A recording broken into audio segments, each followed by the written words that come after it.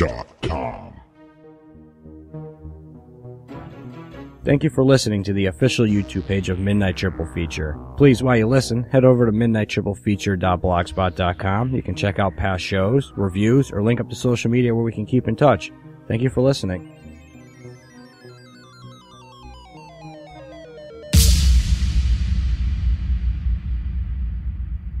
Lucky Bastard is a found footage thriller about a porn website run by Mike, played by Don McManus, that invites fans to have sex with porn stars. Jay Paulson plays Dave, an eager young fan give it a chance to have sex with the fabulous Ashley Saint, played by Betsy Rue.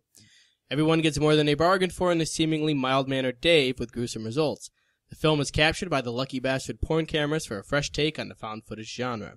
Directed by Robert Nathan, this was his first directorial credit. He was a producer on a ton of TV stuff, including Law & Order and ER. So he actually had a pretty big history producing for television, some big shows.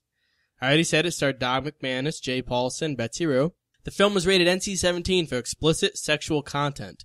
The filmmakers wanted to receive an NC-17 to ensure it was clear that this was a film made for adults, rather than to go with the unrated tag and run the risk of people not understanding that this was an adult film, not a porn, but a film for adults. It was filmed primarily at a house in Woodland Hills that is actually used for porn shoots. So the house came with a stripper pole and a condom vending machine. Alright, so let's just get right into the opening scene. So it opens with what appears to be someone shooting a rape porn. Right? Yep. So it's like this chick, like it's supposed to be like her first porn, and Ashley Saint walks in and tries to stop it, and then they start to rape her. Yeah. At which point she says you put it in the wrong hole. And then starts laughing. Mm-hmm. So then it all blows up and you realize it's just a shoot, which you kind of got anyway. Yeah, because she's like, my first thought was she comes in, she says, I know these guys, they raped one of my friends. Well, if you know them, and why the fuck would you be there? Yeah. It doesn't make any fucking sense. You kind of knew it was probably going somewhere, right? Yeah. And it was just a stupid comment. Right. Because it was a porn. Because it was a porno. They were shooting a porno, so she was trying to play a character when in actuality she was part of it. You know what I mean? It was all just a shoot. Yeah, I get that. I'm just saying the line that she used didn't make sense. Was stupid. Yeah. But I think that's the point, right? Oh, I don't know. Because if you're watching a porn, most of the situations don't make any sense. It's like I've never actually sat down and watched. No, but like think about like your typical porn. Think about your typical porn, like what you would think of as a typical porn. Like the plumber comes by, you know, like to clean the pipes, and then and you know what I mean? No, and it'd be like a random thing, like him walking, be like, "I'm here to clean your pipes, lady," or "You're gonna clean my," you know, like something like that. Now, actually, before we get into it, all right, I have actually two questions. Sure. First question: are there actual people who sit down and watch porn just to watch porn? I think there are. Like, I'm not saying to masturbate or anything like that. Does somebody say, I'm going to watch this for the storyline, for the director, for the person that's in it? I will give you an answer. I'll give you two answers. Yes and no. He addresses this in the movie because at one point so there's a scene where they're at a restaurant and they're trying to shoot all this shit beforehand. And Dave G says to the director, I don't know why you do this, because we all fast forward to the sex. Because we only watch this for the sex. We don't watch it to see all the shit. He does say that to him. He's like, we don't watch it for the shit beforehand. We just want the sex. So why are you even bothering, you know?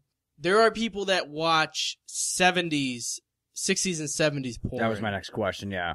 That's the difference, is there are people that, because they were a lot of times trying to make movies. We've talked about this before. Where they're trying to make movies. Sometimes it was so that they could sell it as a movie. You know, you could be like, well, there's a story here. Some of the directors took it incredibly seriously. They were directors, so they were directing a film that included hardcore sex. So there is we've talked about Vinegar Syndrome. They put out softcore 70s porn. And people buy it to watch the movies. You know, like they do. And it's got sex and full frontal nudity and all that stuff, but they're all based around stories. And some of them are just incredibly stupid or funny or, you know what I mean? Like it's really bad movies or something, but people do enjoy it.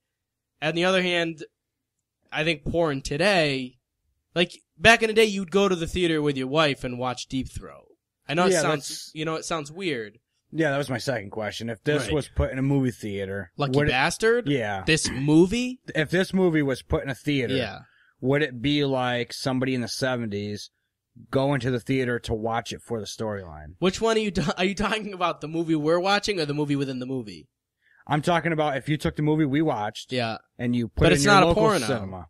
I know it's not a porno, but it's just like the 70s style porn where it's not actually porn because there's a story behind it, and that was, you know what I'm saying? Right, like, but in 70s style porn, they were still selling the sex. At the end of the day, most of the guys were going for sex. Like, most of them. There were, again, it became a fad. So at one point, it was really popular to go see porn, but most of those movies were still for the sex. They were just trying to sell it like it wasn't. Lucky Bastard, this movie plays, I think, as a regular movie for most of its runtime. There is stuff like this. So after that initial scene, like the whole like fake rape thing, like there's a pretty large portion of time where there's no sex. And it's just, it's build up, you know? And so this is what because I think the best part of the movie is the middle part, personally. And it's primarily because I really like the guy that plays the director, Don McManus. He plays Mike. Mm-hmm. I actually really liked him. I think he's really good in this movie. All right. Well, a couple things. I'm going to go back to what you said with Hellride. Do not show me the end of the movie and the beginning. Right. Because now I'm completely thrown out of the movie. That's a mistake, and I agree with you. That was a big mistake to do. It's always a mistake. Yeah. After I see the end of the movie, personally, I completely hated this movie. Oh, okay. And the more I watched the whole thing, but the more I was like, I already know what's going to happen, so I might as well not even watch it now. Right. And then very quickly you learn who the person is that's going to do it. Right.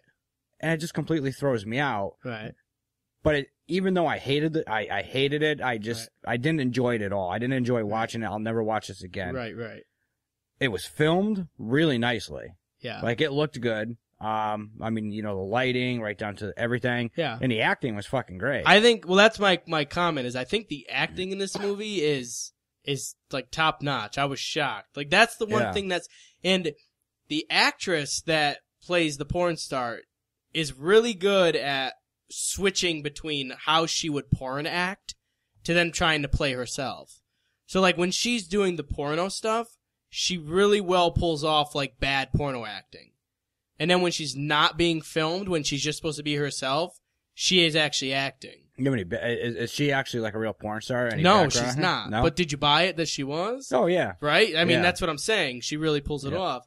No, especially when everything goes down. I mean, I forget the guy's name, the main guy.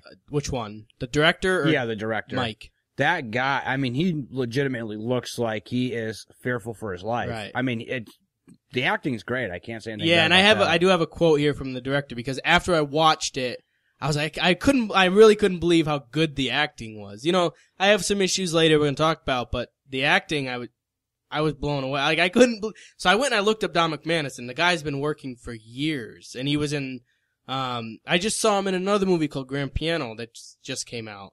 And he, I just saw the trailer for that. Yeah, he's in that. And he's in, he had a small part in the Shawshank Redemption. He had a big part in, a couple of TV series. I mean, the guy, he's a legitimate actor. Like, he's a lot of credits. And, the quote I have is, it says, "When you're on an indie budget, you have to get it right the first time. Before we started shooting, I called my friend Michael Fields, one of the finest filmmakers I know. If I had one piece of advice, what would it be? He said, watch the performances, forget about making the day, forget about what's going on around you, watch every second, every take, make sure you're happy with what you have, because you're not gonna get back to it later. You can have less than perfect sound, it can be fixed in post. You can have less than perfect lighting, you'll fix it in color timing. You don't need the most expensive props or wardrobe. What you need are the best performances the actors can give you, because that's what the audience is coming for." So, I think from that perspective, I think the movie works. I think in the third act of the movie, like, the opening thing didn't bother me, actually. Like, knowing how it was going to end didn't bother me so much, because I already knew how the movie was going to end before I saw the movie. if you watch the trailer, you pretty much know what's going to happen. Yeah. But the third act, I think the movie just starts to fall apart. There's a scene where... You know what Ashley played in? What? One of your favorite movies, actually. What? Halloween 2 from 2009. Oh, my God. I did know that. She was in the My Bloody Valentine remake. She's in a ton of TV shows that I watched, too. Yeah.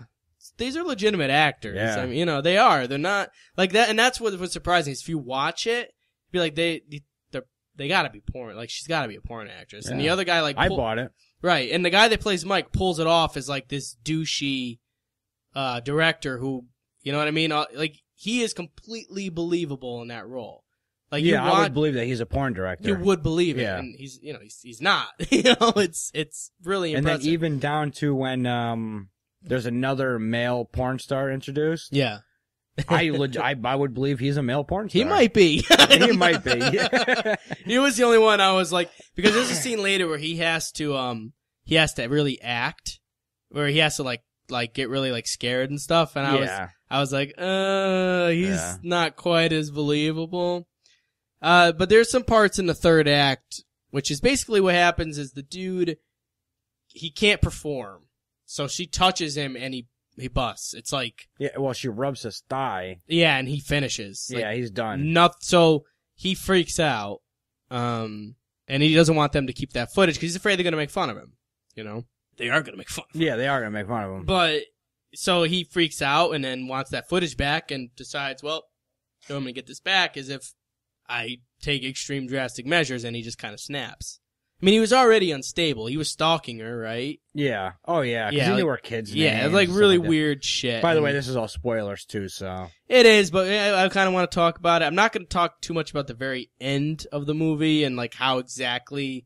Because, like, you know how it ends, but you don't know how you can spoil all you want. Yeah, I don't know, you know. I don't get why she didn't drive away. So there's a scene where she runs outside naked.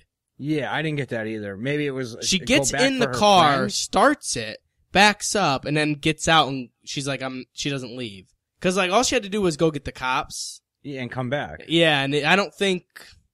But he did say, if you're not back in 30 seconds, I'm going to shoot him. So she had to really care about that guy, because... Yeah. I don't know. They do a lot of work together. It was hard for me to believe that they wouldn't give him the drives when he asked.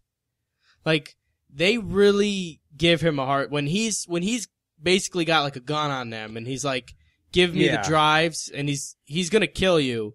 I find it hard to believe that they're still, like, they don't just lie. Like, at one point the guy's like, it's all streaming back to the office anyway. Like, I think in most situations you'd be like, here's the drives. Just take the drives. Take the drives, go. I didn't get that either. Not only that, he tells him everything's being streamed back to the office. He could have stuck with that story. That's right. And been done. Be like, oh, you got to go back. If you want the drives, we have to go back there. To the office. But he says one of the funniest lines in this, which was the only part I enjoyed, was when he says, we've been using the Wi-Fi to send it back. Yeah. And he was like... Yeah. He says, my grandma's got Wi-Fi and that shit sucks. I know you're lying to me. I just died laughing. That was pretty funny. But that was, the only one I would believe that wouldn't want to give him the footage is Mike, the director. Because but the other dude started unscrewing the hard drive box. I know, yeah. To give him the drives. But the other guys, I don't get why nobody would give it to him. Like, Mike, he's so fucking like, I need this. I need to shoot this because it's all money in the bank for him. But the other people, why the fuck do they care? You know, like, it's your life, you know? I'm not going to say who gets it, but there is a dildo sodomy scene where a dude gets ass raped by a dildo. Yep. That was pretty crazy. And weird. It is. It's really uncomfortable. And then, did you notice afterwards, after he does it, he's continuing, he's talking to him, but he's like putting in his face. Yeah. He's like pointing, and I know. It just smells like butthole. I know. That was a really uncomfortable scene. I said that male porn stars acting I thought was pretty shoddy. Now I knew, the one thing I did like about the movie is it's one of the biggest issues with found footage is why do they keep filming? They at least got around that by being like, this house is built with cameras because it's a reality TV house. So most of the stuff in the house is shot from those cameras. And the stuff in the porn shoot, he leaves the cameras running on purpose. Yeah. So when they're like in that room, it all makes sense because he's the one filming, not them. Because you know, like in found footage, you're always like, why don't they put the camera down? Yeah. I did like that they got around that by being, it's either automatically filming or he's the one filming, because he kept moving that one camera He around. still wanted to do his scene.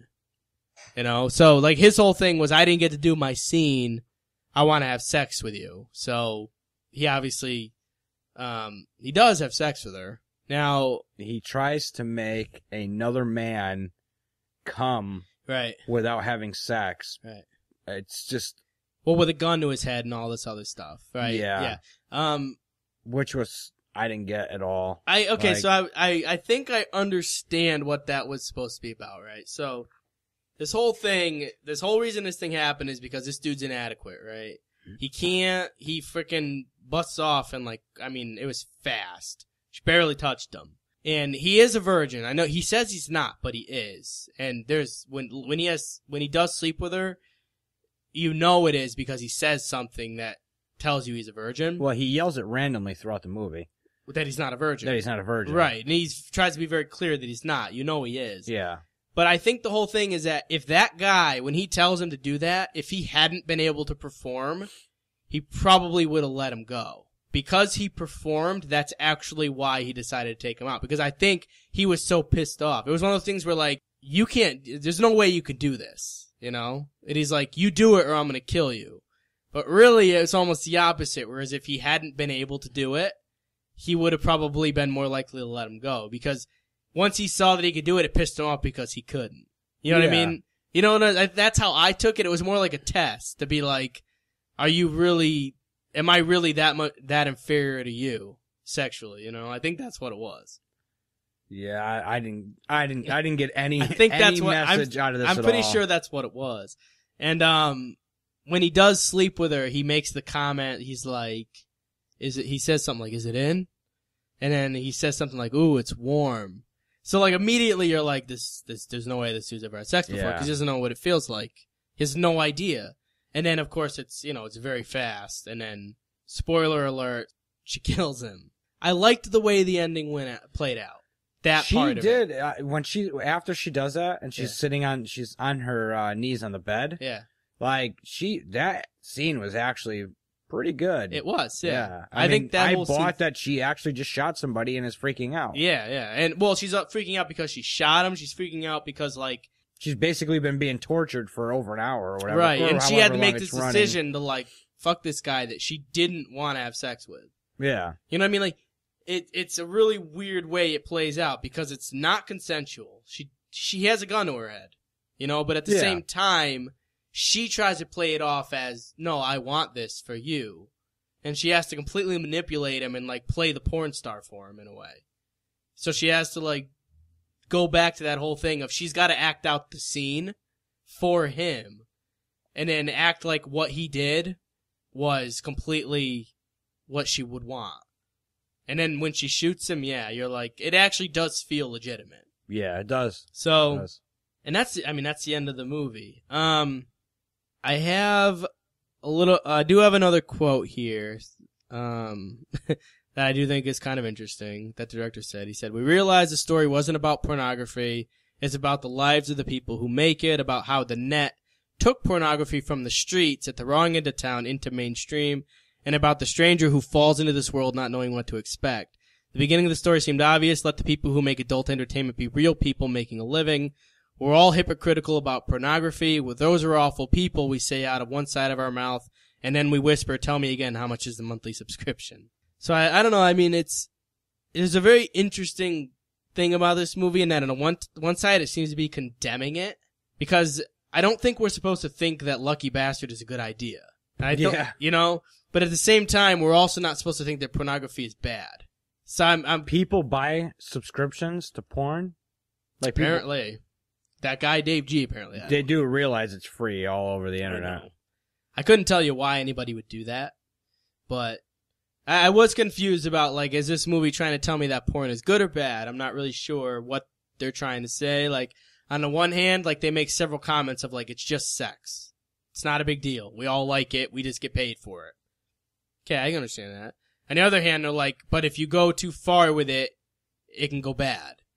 So, See, this is out of my realm. Maybe there's something there that I don't know. I think there is, though, because if someone's paying for it, maybe they're like, oh, Ashley whatever has a website. Right. That's what it's about. They're only wanting to see her. That's why they pay for it? They're fixated, I think, on that porn star. Like, I think, I'm thinking, like, guys, they become infatuated with, like, these women.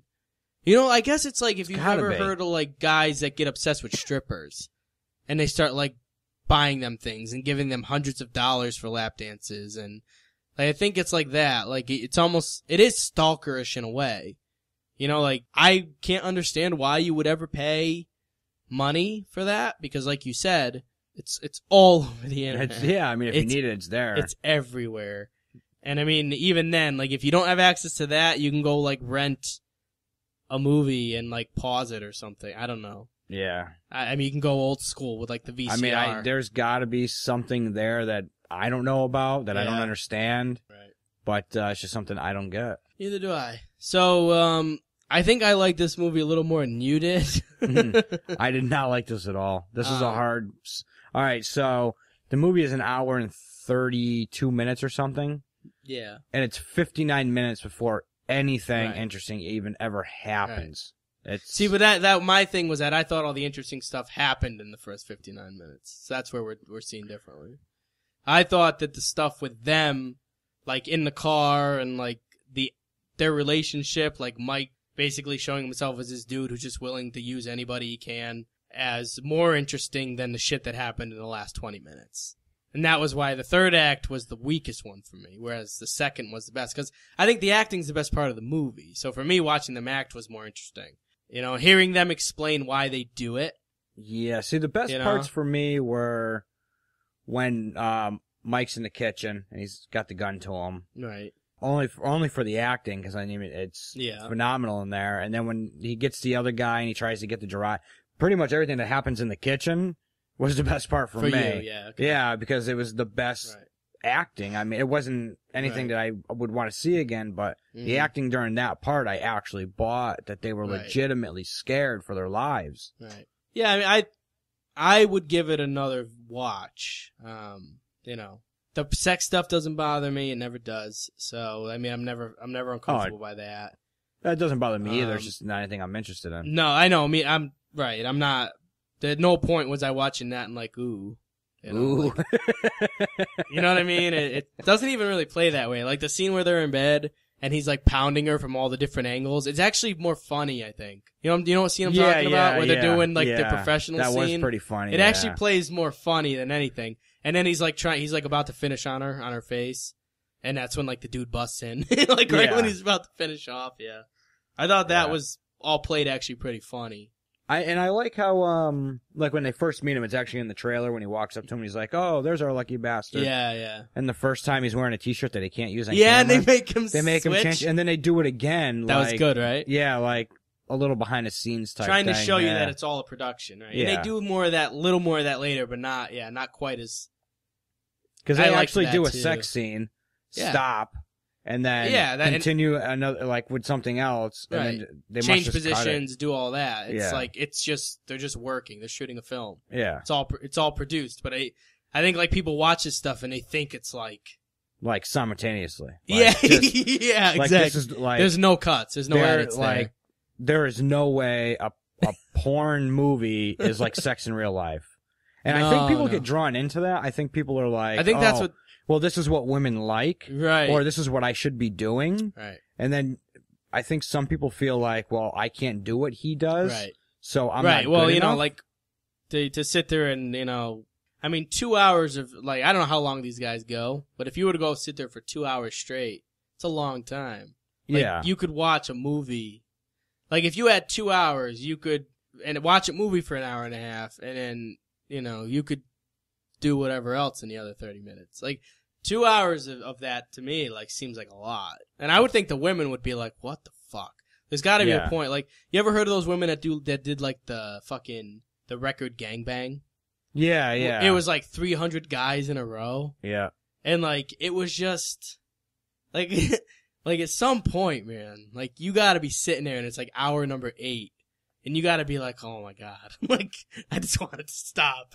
You know? I know, really, yeah. How long could you just sit there and be pounded by these guys? With your legs in stirrups. Yeah, exactly. You know? With guys just one after the other.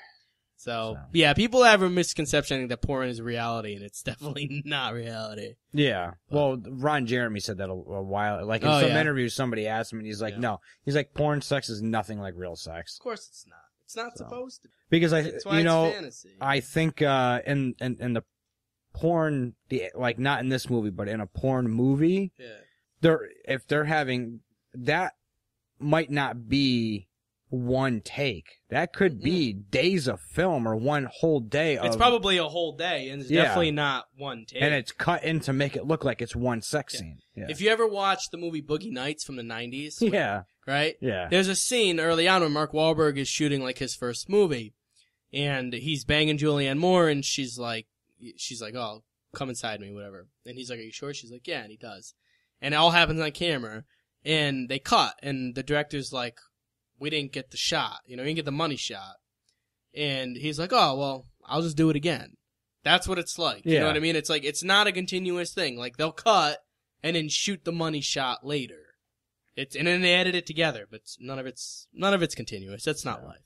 But yeah, I recommend it. You don't. No, not Fair at all. enough. So, I guess you have to see it for yourself. And as always, you can find us on the web at midnighttriplefeature.blogspot.com, on Twitter at MTFeature, and on Facebook. And on Facebook. And on Facebook. And on Facebook.